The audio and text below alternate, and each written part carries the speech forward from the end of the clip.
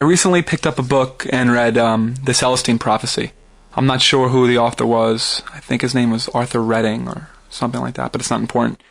I guess it's considered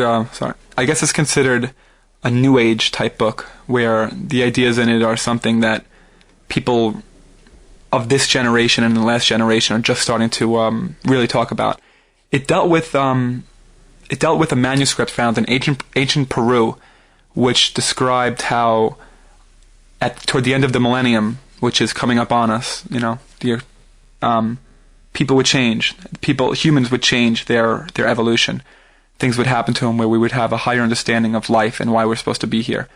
And this book created such an interest in me. It sparked me, and it's a work of fiction, but I could only hope that this is the way it's going to be. Basically, it said that nothing at all happens by coincidence for no reason. Everything that happens in our life, every little thing, every little person we meet, there's a deeper meaning for it.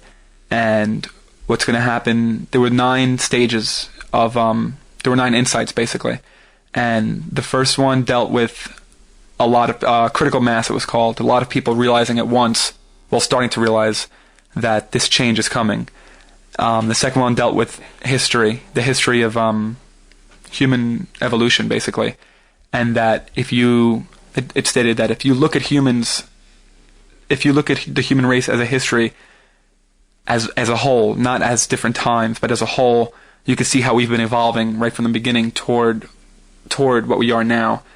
And the next ones, they were pretty deep, pretty out there, actually.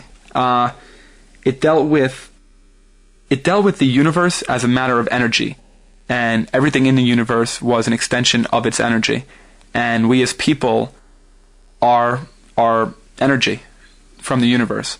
And so far as that, we could even interact with people and share other people's energy, and when people talk to each other, they're sharing their energy and they're becoming stronger. When people have a fight with someone, they're trying to take their energy away from them. And the book even dealt with people able to see this energy.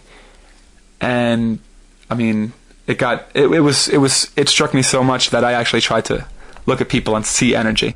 I thought it was a bit wacky, but yeah, it was so that basically was it. It was a story, it was a fiction, it was an adventure of a man who went down to Peru to actually investigate for himself what the manuscript had said. And through the book, he was being chased by government officials in Peru because they didn't want the manuscript to get out, because they thought it would create a revolt against the church, when in fact the manuscript was able to give real meaning to what the church was, like not just the church of not just like the Catholic Church, but all religions basically are saying the same thing, that we're all here for a deeper meaning, and this is it.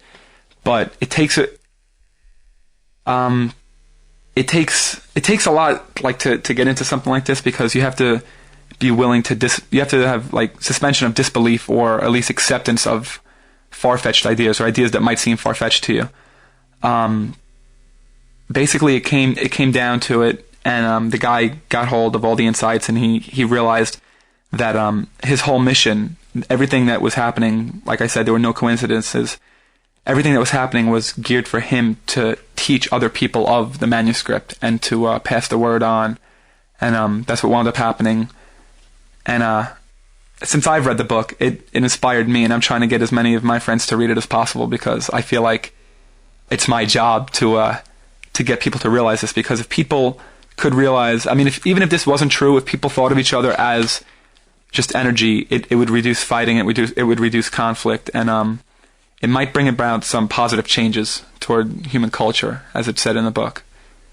So I'm hoping that more people will read that, and more people will react the same way as I did.